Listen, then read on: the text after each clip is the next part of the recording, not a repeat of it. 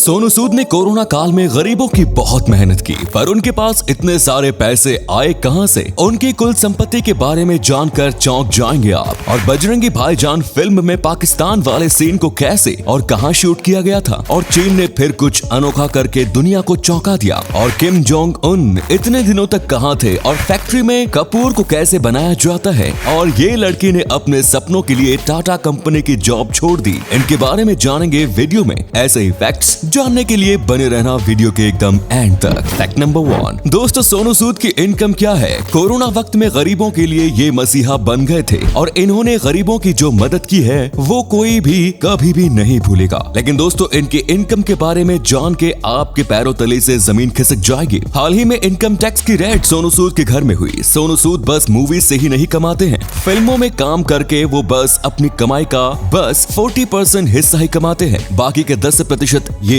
Advertisement में acting करके और किसी प्रोडक्ट के आइकॉन बन के कमाते हैं। और आप नहीं जानते होंगे पर सोनू सूद मूवी के प्रोड्यूसर भी हैं, और उनकी मूवी भी उन्हें काफी अच्छी खासी अर्निंग करके देती है। पर ये सब तो इनके इनकम के बस 55% हिस्सा है। तो अब आप सोच रहे होंगे कि बचा हुआ 45% हिस्सा वो कहां से कमाते हैं। दरअसल ये बहुत कम लोग जानते हैं, पर सोनू सूद के बस मुंबई में ही नहीं बल्कि भारत में कई बड़े बड़े लग्जरी होटल्स हैं। हर एक स्टेट में इनका एक लग्जरी होटल है, जिसके चलते ये 130 करोड़ के संपत्ति के मालिक है। क्या आप ये बात जानते थे? कमेंट्स में जरूर बताएं। नंबर 2, बजरंगी भाईजान एक ऐसी मूवी थी जो कि सलमान खान की मोस्ट ब्लॉकबस्टर मूवीज में से एक थी। आपने ये तो देखा ही होगा कि उस मूवी के 50% सीन पाकिस्तान के हैं। तो क्या उसको शूट करने वो सच में पाकिस्तान गए थे? अगर आपको लगता है हाँ, तो नहीं गाइस, आप गलत हैं। दरअसल इन सीन को शूट करने के लिए इंडिया में ही पाकिस्तान बनाया गया। हाँ गाइस, आपने बिल्कुल सही सुना है। 500 मीटर जितनी जगह में इंडिया में पाकिस्तान का सेट बनाया गया था, और ये जगह थी राजस्थान के मंडावा डिस्ट्रिक्ट की। इस एक गांव के 500 मीटर एरिया में ही पूरी पाकिस्तान की शूटिंग की गई थी। यहाँ हर एक चीज एक दूसरे से बस 30 स्टेप्स की दूरी पर ही थी,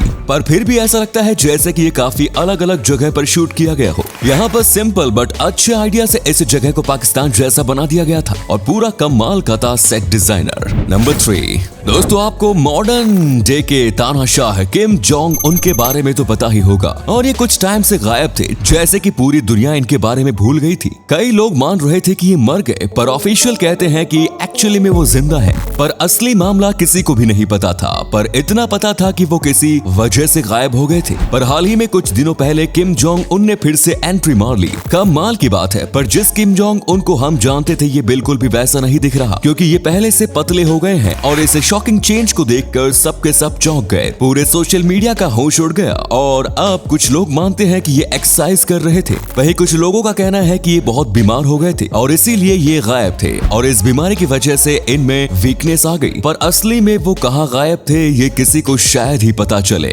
नंबर 4, दोस्तों अभी हम आपको एक ऐसे व्यक्ति की कहानी सुनाने वाले हैं जिसे सुनने के बाद आपको लगेगा कि आप कितने ज्यादा गिफ्टेड हो। इनका नाम है देव मिश्रा। ये शुरू से ही ज्यादा अमीर घर से नहीं थे, और इसीलिए ये काम की तलाश में मुंबई आए थे। और फिर एक बार काम के सिलसिले में जब ये बेंगलोर जा रहे थे, तभी इनको स्टेशन पर धक्का लगा और ये ट्रेन के सामने आ गए, और कुछ ही पल में इनके पैर इनके शरीर से अलग हो गए। ये 3 घंटे तक पटरी के बाजू में पड़े रहे, और इनकी कोई भी मदद करने नहीं आया। फिर करीब 6 घंटे बाद ये हॉस्पिटल पहुंचे, और तब तक डॉक्टर ने कहा कि इनका ऑपरेशन अब नामुमकिन है। पर इनकी माँ ने कहा कि मैं ऑपरेशन करवा के रहूंगी, और इनकी माँ ने कर्जा लेके ऑपरेशन करवाया, और ऑपरेशन सक्सेसफुल हुआ। पर इनका पैर हमेशा के लिए चला गया। पर इन्होंने हार नहीं मानी, इन्होंने बहुत मेहनत की, और अब ये सोशल मीडिया पर काफी पॉपुलर हैं। लोग इनको बहुत सपोर्ट करते हैं, और कई लोग इनके जिम रूटीन के फैन हैं। कई लोग जिन्होंने इनकी मदद की है उसमें से एक है फराह अली खान, और आज काफी खुश हैं। जिंदगी ने इनसे कुछ लिया तो बदले में कुछ दिया भी। नंबर 5, हर एक आदमी घर में अगरबत्ती और कपूर ये 2 चीजें ऐसी हैं जो कि आपको मिल जाएगी, क्योंकि कपूर भारत में काफी ज्यादा इस्तेमाल किया जाता है। तो आखिर कपूर बनता कैसे है? अगर आपने कभी ये सोचा है तो आपको जवाब मिलेगा।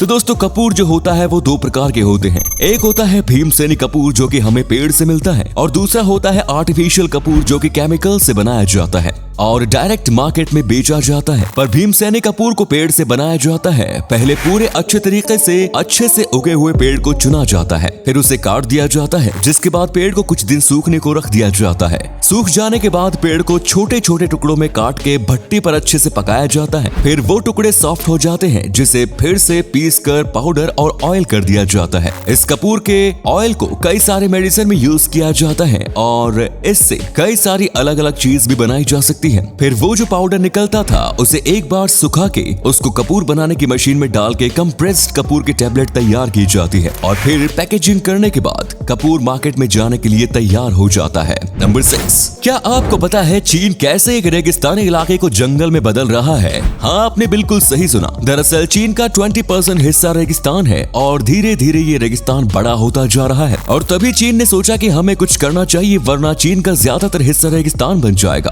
और शायद आप ना जानते हो, पर चीन भी एक रेगिस्तानी देश था और वहाँ पर भी सब्जियां उगाना बहुत मुश्किल था। पर अब नहीं, क्योंकि ग्रीन हाउस और इफेक्टिव फार्मिंग की वजह से ये लोग रेगिस्तान में भी टमाटर और वाटरमेलन जैसी चीजें उगा सकते हैं। और अपने आप को रेगिस्तान बनने से रोकने के लिए चीन ने दीवार बनाना शुरू किया और ये दीवार किसी पत्थर की नहीं बल्कि पेड़ों की है। ये प्रोजेक्ट को कंप्लीट होने में और 25 साल लगेंगे और इसको जल्दी कंप्लीट करने में चीन की पॉपुलेशन ही उसकी मदद कर रही है। चीन में रूल है कि सबको 3 पेड़ लगाने हैं या 3 पेड़ डोनेट करने हैं वहाँ लगाने के लिए, और लोग ऐसा कर भी रहे हैं, जिसके चलते पिछले कई सालों में रेगिस्तानी इलाके जंगल बनते जा रहे हैं और 2050 तक चीन में अभी के मुकाबले 3 गुना ज्यादा पेड़ होंगे। ये ट्री वॉल की वजह से अभी से ही फर्क दिख रहा है। सैंडस्टॉर्म अभी से ही कम हो गए हैं। नंबर 7, रिस्क है तो इश्क है। ये डायलॉग तो आपने सुना ही होगा।